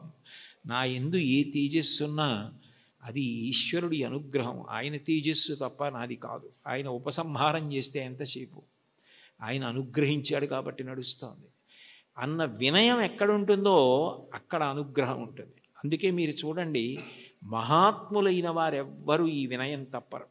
అంతటి మహానుభావుడు శంకరాచార్యులు వారు పశుమాం సర్వజ్ఞ ప్రథిత కృపయా పాలయ విభో అన్నారు. నేను పశువుని, నువ్వు పశుపతివి అన్నారు. అవినయమపనయ విష్ణోహో అన్నారు షట్పదీ స్తోత్రంలో. నాకు అవినయాన్ని తీసి వినయాన్ని కటాక్షించు స్వామి అన్నారు. భాగవతోత్తముల యొక్క గొప్ప గుణం ఏమిటంటే ఎప్పుడు వారు ఇది నాది అన్న భావన పొందారు. వారికి అన్నింటికన్నా చదవడానికి భయమైంది ఏమైనా ఉంటే ఏంటంటే సన్మానపత్రం.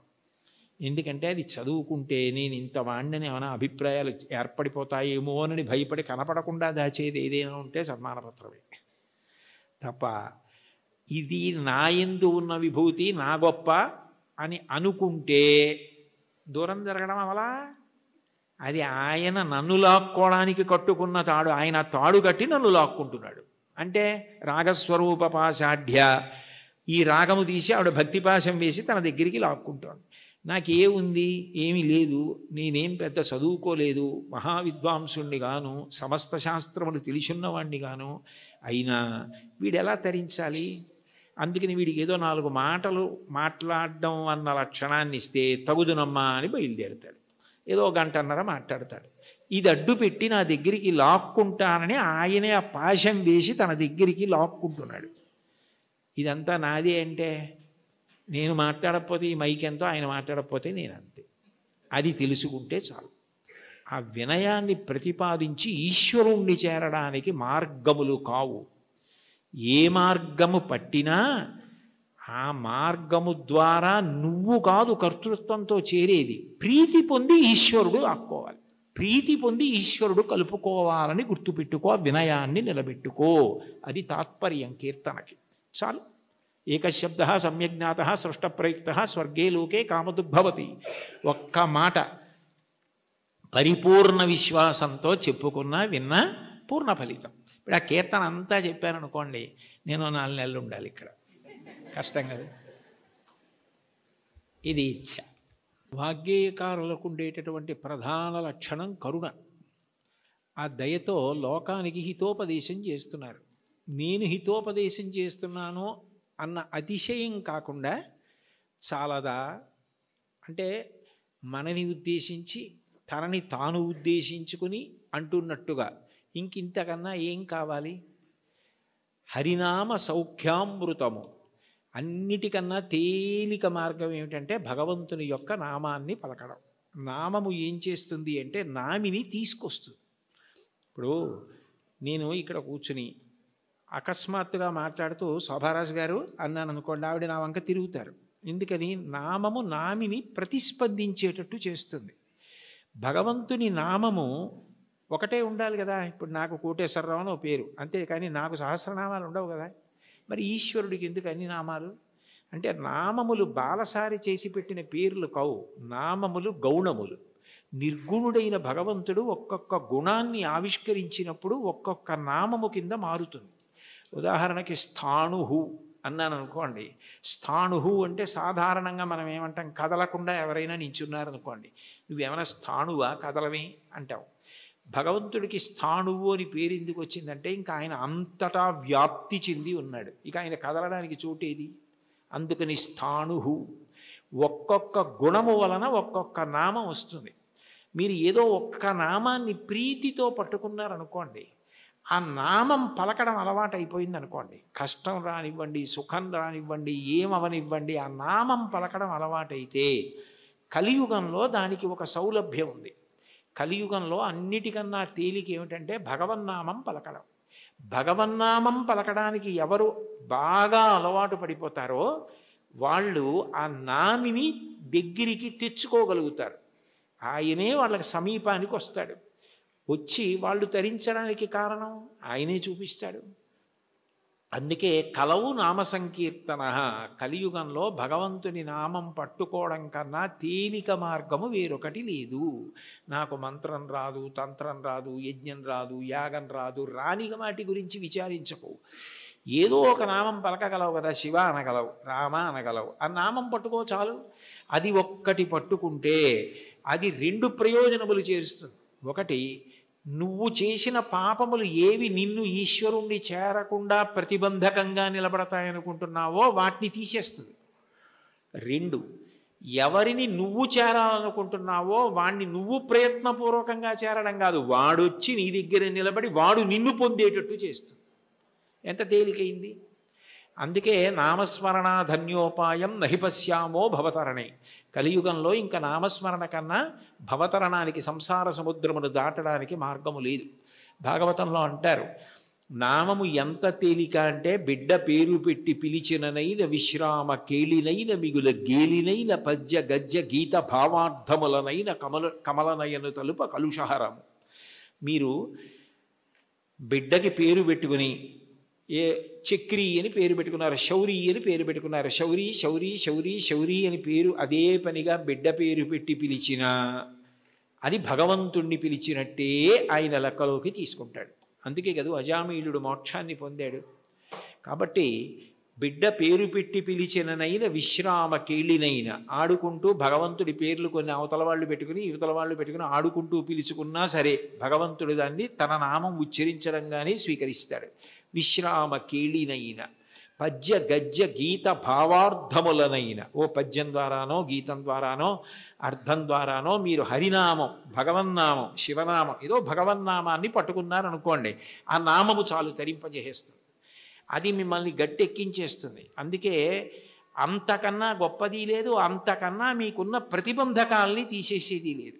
ఏది ఈశ్వరుణ్ణి చేరడానికి అడ్డో దాన్ని ఆ నామం తీస్తుంది. అందుకంటారు పోతన గారు భాగవతంలో, బ్రహ్మహత్యానేక పాపాటములకగ్ని కీలలు హరినామ కీర్తనములు, మధుపాన కిల్బిష మదనాగ సమితికి కేసరుల్ హరినామ కీర్తనములు, తపనీయ శౌర్య తమసంబునకు సూర్య కిరణముల్ హరినామ కీర్తనములు, గురుతల్ప కల్మష క్రూర సర్పములకు గేకులు హరినామ కీర్తనములు, మహిత యోగోగ్ర నిత్య సమాధి విధుల అరలు, బ్రహ్మాదిసురులకు అందరాని భూరి నిర్వాణ సామ్రాజ్య భోగ భాగ్య ఖేళనంబులు హరినామ కీర్తనములు.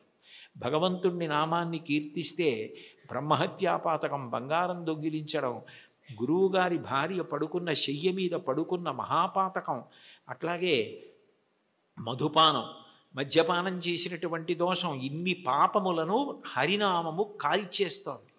కాల్చేసిన కారణము చేత నిత్యశుద్ధుడయ్యాడు. యజ్ఞం చెయ్యాలి, యాగం చేయాలి, పూజ చేయాలి, మంత్రం చేయాలి, జపం చేయాలి, ధ్యానం చేయాలంటే దానికి ఒక ప్రత్యేకమైనటువంటి స్థితి అవసరం. భగవన్నామం పలకడానికి ఏమీ అక్కర్లేదు. కూలిన చోట, కొట్టబడి కుందిన చోట, మహాజ్వరాదులను ప్రీలిన చోట, సర్పముఖపీడలు పొందిన చోట, ఆర్తులై తూలిన చోట, విష్ణు భవదూరిని పేర్కొని రేని అక్కాలుని యాతనావితతి పోనరు కానరు దుఃఖభావములు. కూలినప్పుడు, కింద పడ్డప్పుడు, పాము కనపడినప్పుడు, ఏదో తగిలి పడిపోయినప్పుడు, జ్వరం వచ్చినప్పుడు భగవన్నామం పలకడం అలవాటైనటువంటి వాడు భగవంతుణ్ణి పొందుతాడు. కలియుగంలో భగవన్నామం పలకడం కన్నా తేలికైన మార్గము వేరొకటి లేదు. నీకు హరినామ సంకీర్తనం కన్నా, ఆయన నామం పలకడం కన్నా ముక్తి పొందడానికి కానీ, ఇహమునందు సమస్త సౌఖ్యములను పొందడానికి కానీ వేరొక తేలికైన మార్గం ఉండదు. చూడండి, ఏదైనా ఇచ్చి చాలదా, ఇది సరిపోదా నీకు అంటారు. అంటే ఇంకింతకన్నా ఏం కావాలి? చాలదా? హరినామ సౌఖ్యామృతము, హరినామము అన్న సౌఖ్యామృతం అది. ఆ అమృతం, ఆ నామం పలికిన వాడు ఎవరున్నాడో ఇక వాడు సమస్తమును దాటిపోతాడు. అందుకే బ్రతికియున్నన్నాళ్ళు నీ భజన తప్పను కాని మరణకాలమునందు మరతు నీవు.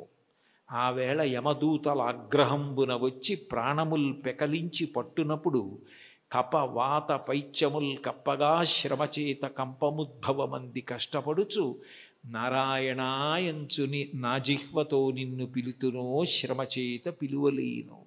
నాటికిపుడి నీ నామస్మరణ చేతు చివునిడవయ్య భూషణ వికాస శ్రీధర్మపుర నివాస దుష్ట సంహార నరసింహ దురిత దూర అంటారు. నామం పలికితే భగవంతుడు అంత ప్రీతి పొందుతాడు. కలియుగంలో నామం చెప్పడం ఇల్లు తుడుచుకోవడం లాంటిది. దుమ్ము పడ్డా పడకపోయినా 2 పూట్ల ఇల్లు ఎలా తుడుచుకుంటారో అట్లా రోజు కాసేపు భగవన్నామం చెప్పడం అలవాటైతే వాడు తరించడానికి అది మార్గం అవుతుంది. అందుకే కంచి కామకోటి పీఠాధిపత్యం వహించిన మహాపురుషులు అపర శివావతారులు నడిచే దేవుడని పేర్గాంచిన 68వ పీఠాధిపతులు శ్రీ శ్రీ శ్రీ చంద్రశేఖరేంద్ర సరస్వతి మహాస్వామి వారు పెద్ద పెద్ద సభలలో వేల జనం మేము డబ్బిస్తాం, పళ్ళిస్తాం, బట్టలు ఇస్తామంటే అవేమీ వద్దు, ఈ పేద సన్యాసి మీ నుంచి కోరుకున్నది మీరు ఇవ్వగలిగినది అడుగుతాడు, అందరూ ఇవ్వగలరు, ఇస్తారా అని అడిగేవారు. ఒక రోజులో 2 నిమిషాల సమయం నాకు ఇచ్చేయండి, ఆ సమయం మీది కాదు కాబట్టి ఆ 2 నిమిషాలు భగవన్నామం చెప్పండి చాలనేవారు. అంటే భగవన్నామం అంత గొప్పది. భగవన్నామం క్రమంగా జ్ఞానం వైపుకి తీసుకెడుతుంది. మీరు రోజు నామాలు చెప్పుకోవడం అలవాటు అయిందనుకోండి, లలితా సహస్రం రోజు చదువుతుంటే కొన్నాళ్ళు పోయాక ఎందుకు అమ్మవారి నామాల్లో రాగస్వరూప పాషాఢ్య క్రోధాకార అంకుశోజ్వల మనోరూపేక్షుకోదండ పంచతన్మాత్రసాయక ఏమిటి ఆ నామాలకు అర్థం అని తెలుసుకోవాలనిపిస్తుంది. ఆ నామాలకు అర్థం తెలిస్తే తత్వం తెలుస్తుంది, తత్వం తెలిస్తే పరవశం కలుగుతుంది, పరవశం కలిగితే మీరు మిగిలినది మర్చిపోతారు. అక్కడ ఈశ్వరుని యొక్క అనుగ్రహం. దానికి నేను ఒక ఉదాహరణ చెప్పాలి అంటే, మీకు లలితా సహస్రం అర్థం బాగా తెలిసిందనుకోండి, మీరు చదువుతున్నారు లలితా సహస్రం, నవచంపక పుష్పాభనాసాదండ విరాజిత అనో, లేకపోతే ఏదో అమ్మవారి యొక్క కబరీబంధంలో తిరుగుకునేటటువంటి పువ్వులు ఉంటాయి కదా, ఆ పూల దండ గురించో ఏదో మీకు ఆ నామం వచ్చింది. వచ్చేటప్పటికి చంపకాశోక పున్నాక సౌగంధిక లసత్కచ అని నామం వచ్చింది. మీకు అమ్మవారి నల్లటి కబరీబంధం, దాని మధ్యలో ఉన్న చూడామణి, తలకి అటు ఇటు పెట్టుకున్న సూర్యచంద్రులు, పాపటలో పెట్టుకున్న కుంకం, ఆవిడ ఇలా పెట్టుకున్నటువంటి ఆ చూడామణితో కూరుకున్నటువంటి ఆభరణ విశేషం, అమ్మవారి కబరీబంధంలో పెట్టబడినటువంటి సింహాచల సంపంగి పూల దండ, అశోక పుష్పాల దండ, ఇవన్నీ కనపడి ఆ కబరీబంధం వంక మనసు నిలబడిందనుకోండి, మీకు తెలియకుండా మీరు ఏం చేస్తారంటే తర్వాత నామం చెప్పలేరు. చంపకాశోక పున్నాక సౌగంధిక లసత్కచ, చంపకాశోక పున్నాక సౌగంధిక లసత్కచ, చంపకాశోక పున్నాక సౌగంధిక లసత్కచ అంటుంటారంటే మీ మనసంతా కూడా అమ్మవారి కబరీబంధమునందు లయమైపోయింది. ఆ కొప్పు ముడిని చూస్తారు. అప్పుడు భార్య ఎవరో అటువైపు వచ్చి, ఏమిటి ఈయన ఇవాళ లలితా సహస్రం ఇదే నామని చెప్తున్నారు, మరిచిపోయారా ఏమిటా అని కురివిందమణిశ్రేణీ కనత్కోటి ఇరమండిత అందనుకోండి, పాడు చేసేసావేనా ధ్యానం అంటే అక్కడ మనసు లయమైంది, ఇంకా మిగిలినవి ఏవి గుర్తు రావట్లేదు. అమ్మవారి కబరీబంధ దర్శనం చేస్తున్నాడు. నామాల యొక్క అర్థం తెలిసిందనుకోండి, అదే భగవత్తత్వం. ఆ భగవత్తత్వం తెలిసిందనుకోండి పరవశం, పరవశమే మీ యొక్క ధ్యాన స్థితికి కారణం. అప్పుడు ఏమవుతుందంటే మీకు ఏది చూస్తున్నా నామవైభవం, ఆ ఈశ్వర తత్వం మీ యందు ప్రకాశిస్తూ మీకు గొప్ప ఆనందాన్ని ఇస్తాయి. చాలదా హరినామ సౌఖ్యామృతము? అది మీకు ఏమి ఇవ్వలేదు కనుక మీకు ఏదైనా ఇస్తుంది. ఇది ఒకటి హరినామమింతైన చాలదా చెదరకి జన్మముల చెరలు విడిపింప. ఇన్ని జన్మాలు ఒకటా రెండా? నానానేక పయూధముల్ వనములోనన్ పెద్ద కాలము సన్మానింపం 1,00,00,000 కరణీనాథుండనయ్యుండి మద్దానంభ పరిపుష్ట చందన లతాంత ఛాయలందుండలేక నీరాశ ఇతేల వచ్చిది భయం బిట్లో కది ఈశ్వర అంటాడు గజేంద్రుడు. 10 లక్షల కోట్ల భార్యలు నాకన్నాడు. అంటే నిజంగా అప్పుడే ఎన్ని జన్మలిత్తానో, ఎంతమంది భార్యలో, ఎంతమంది పిల్లలో, పునరపి జననం పునరపి మరణం పునరపి జననీ జఠరే చైనం ఇహ సంసారే బహుదుస్తారే కృపయాపారే పాహిమురారే. ఆ జన్మ పరంపర నుంచి విడిపించడానికి ఒక్క నామం చాలదా? చాలదా హరినామ సంకీర్తనము? మదినొకటి హరినామమింతైన చాలదా 10,000 నరక కోపముల వెడలింప. 10,000 నరక కోపముల యందు పడవలసిన పాపాలు తీసేయడానికి ఒక్క నామ సంకీర్తనం చాలు. ఎంత పెద్ద దూది పర్వతమైనా కాలిపోవడానికి ఒక్క నిప్పు రవ్వ చాలు. ఒక్క నామం చాలు, ఎంత సంచితమైన దగ్ధమైపోతోంది. కలదొకటి హరినామ కనకాద్రి చాలదారి బంగారు కొండ. తొలగుమని దారిద్ర్య దోషంబు చెరచ. లేదన్న బాధ పాపము వలన వస్తే పాపమును తొలగించడానికి ఆ నామం చాలు. తెలివొకటి హరినామ దీపమది చాలదా కలుషంపు కఠిన చీకటి పారద్రోల. కఠినమైన అజ్ఞానమనే చీకటిని పారద్రోలడానికి భగవన్నామం అన్న దీపం చాలు. అయితే చివర పెద్ద మూడేశారు. భగవన్నామమునందు అనురక్తి దేనికి కలుగుతుంది అంటే భాగవతులతో కలిసి తిరిగితే వస్తుంది. వాళ్ళు ఎప్పుడూ భగవన్నామని చెప్పుకున్నంత పరవశించిపోతాడే. ఆయనతో ఉంటే ఎప్పుడు ఆ భగవత్కథలు భగవద్వైభవం అలా తలుచుకు మురిసిపోతూ ఉంటాడని మనకి కూడా అబ్బుతుంది. అందుకని కావలసింది ఏమిటంటే సత్సంగం, సత్పురుషుల సహవాసం. వాళ్ళని మనం గుర్తుపడతాం, కానీ వాళ్ళు మనని గుర్తుపెట్టి పేరు పెట్టి పిలిస్తే అంతకన్నా గొప్పతనం లేదు. అంటే సత్పురుష సహవాసం అంత గొప్ప సుమా. కాబట్టి సొగసి ఈ విభుని దాసుల కరుణ చాలదా. సత్పురుష సహవాసము చేత నామమునందు తాదాత్మ్యత కలుగుతుంది. ఇది నాకు కావాలి. ఆ నామమును పట్టుకోండి చాలు. అంటే చాలా తేలిక మార్గాన్ని ఇందులో ఉపదేశం చేసి, అబ్బాయి చాలా చిన్నది ఇచ్చాను అనుకుంటున్నావా, ఇది చాలదా, ఇంకింతకన్నా ఏమిటో, ఇంకింతకన్నా ఏం లేదు. ఎంత బాగా మాట్లాడారో, ఎంత అనునయంగా మాట్లాడారో, చాలదా, అయిపోయింది.